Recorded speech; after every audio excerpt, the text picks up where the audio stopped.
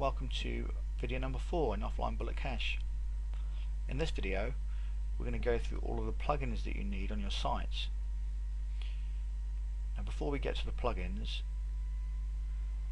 this is the site that I've built, and as you can see I've uploaded a brand new header, and from what you saw last time in the last video, it's a massive difference. Just by having a header on your site makes a massive improvement straight away. And you'll also see that I've got the opening times in the header. This is something that I always include because I find that it makes a big difference, and it's something that your clients will actually want you to do as well, is by having the opening hours on the header and also the contact number in there somewhere as well. So when you create your headers for your clients, you can make them similar to this, and they aren't very difficult to create. I mean, if you're good at graphics and good at web design, then by all means you can do it yourself. Otherwise you can outsource your headers, and they're very cheap. They cost me between $5 and $10, so they're very cheap to do, and often designers can give you the header back within 24 hours. They can build it for you and get it back to you very quickly, so it doesn't take very long. So that's the header. The next thing we're going to go to is go over to the dashboard. We're going to go to the settings and reading. Right, I did briefly mention about this in the last video. Now you've got a choice here. You can either create a post or a page. So if we go to the main page here, I've already uploaded a basic post to the site. So if we go to posts and all posts here, then you'll see that I've got a basic post here that's got no content on it.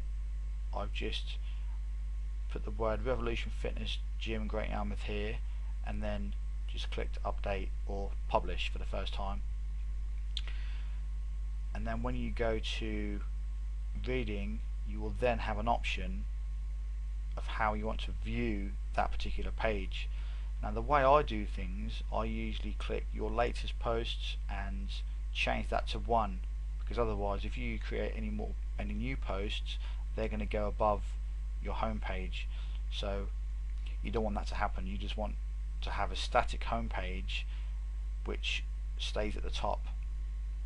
And if you do your latest posts and just do 1 post here, what I usually do, if you want to use posts, go in, and then if you do happen to create any newer posts, then just come into this post here and just change the date and then update it, and then that will go straight to the top. That's what I usually do. If we go back to settings and reading, so you've got a choice between using pages or posts.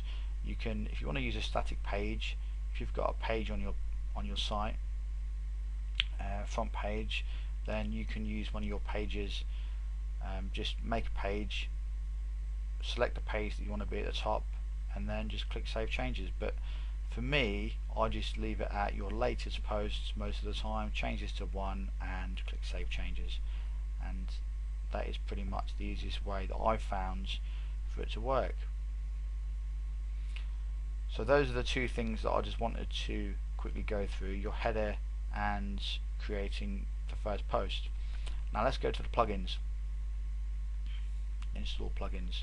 The plugins that I always use on my sites, and this is specifically for offline clients. Okay, I use the contact form plugin, the Google Site Maps. I use a share bar because that's important when you build a site for a client and they start to generate a bit of traffic, then their traffic can obviously share the content on social networks, so it's important to have a share bar. And I've got a rank tracker. If you remember, I did briefly mention about a rank tracker in one of the other videos. It is a paid plugin. I will give you the opportunity to purchase this plugin later in the course, but like I said, it's not something that you desperately need. okay, for anything to work. It's just a bonus plugin that I like to use so that I can gauge how much traffic is coming to the site, because I set it up, if you remember, and I put my email in there, so as soon as the site is found within Google, I'll get an email so I can gauge how well the site is doing in the search results. So they're the plugins that I use. Now let's go through how I actually create each of these plugins, because some of them you have to create pages and stuff. So on the contact form, you go to settings. What you need to do is just copy this. This is a shortcode, so you need to copy this and then go to a page and then create a page called Contact Us. Pretty simple. And then when you go in there, make sure that don't go on visual, make sure you're on HTML, and then just paste that code in there and then press update. And then when you do that, what will happen is you'll get a page in your footer appear, and when you go to Contact Us, it will give you a nice professional looking page where people can go to and they can fill out the form and click submit, and you'll get an email. So that's how you do the Contact Us, but you do need to make sure that you have the correct email within the site. So if you go down to your general settings, then your email will be here. Now for this example, I'm just going to leave my own personal email in here, but you can set up a different email address for your client site, or actually get their own email address and put it in there as well. Put it in there so any questions will be forwarded direct to the owner of the site, or the owner of the offline business. So we go back to install plugins. So that's the Contact Us form, the contact form 7. I'll make available all these plugins within a folder within the course, so don't worry, I'll give you access to all of these, and they're all free just apart from the rank tracker and the social sharing, but I've got a share bar plugin there which is free. Next one is the sitemaps, Google XML sitemaps, which is really simple. All you do, go down to XML sitemap for the first time, if this is the first time, and I just rebuild the sitemap manually, and then it says yeah, thank you, we've rebuilt it, and then update options. Really simple to do. That's that done. Next thing we do is the share bar. The share bar is really simple. Okay, you just come down here to the share bar and you can customize it.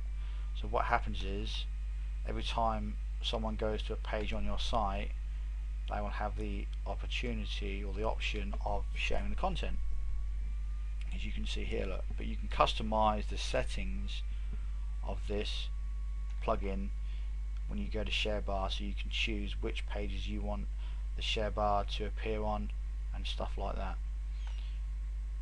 But for me, what I use is, back to plugins, I just use a different social plugin.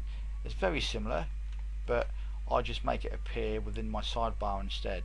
So it's pretty much similar, but this is just a share. This is a social tool that I managed to get hold of quite a few months back, and I purchased a product and I got this for free, so I've been using this ever since. I'm not sure if you can actually buy this, perhaps do a Google search for it. I can't actually remember if you can actually purchase this one, but there's not really a lot of difference, to be honest. As long as you've got a social share tool on your site, that's fine. And the last one is the rank tracker. If we come to the rank tracker, make sure that's to instant. I mean, you can have daily or weekly or monthly, but I like to go on instant. Your email in there, which is important, and this is the most important one. Don't forget to do this. Depending where you are in the world, you know, if you're in New Zealand, if you're in Australia, the US, the UK, okay, it's important to be using the Google, which is going to be in your country, because remember, these are offline businesses. They're not going to be interested most of the time, unless they sell products worldwide. They are not going to be interested in getting traffic from worldwide. You know, they're not going to be interested in it at all. It's just not going to do them any good. So, and you're not interested in their ranking for other search engines. So if it's a UK, if you're in the UK and you've built a site, you've got a client for a company in the UK, then you're going to use the UK Google search engine. Makes sense, yeah? And that is it. You click Save Changes. And this is a good little tool, the Rank Tracker, because it gives you instant emails when people have found your site within Google. And that is pretty much it when it comes to plugins. Very simple, but this is pretty much all you need on your site. Now there is one more, but it's not actually a plugin. If you may have saw it in my pages, I've got a privacy policy here. Okay, if we go back to home, this isn't an actual plugin though. What you need to do is go to this site here and go to serprank.com/privacy policy generator, and what this does is creates you a privacy policy for completely free, and then all you do is just paste that within your site. Dead simple. So we go to privacy policy, edit, and this is what happens. It creates you a privacy policy like this, and then you just click update. Now the reason why I now use this site here is because at the time of making this video, all of the plugins that I've used previously for all of the privacy policies are out of date. So this is why I now use this site here. It's completely free and it creates you a nice big long privacy policy. So it keeps Google happy, and it's obviously good to have on your site as well. So that is it for video 4. Look out for video number 5, and in the next video we're going to go through how to lay out your site, the colors to use, and how to customize your entire theme. So I'll see you in the next video. Take care.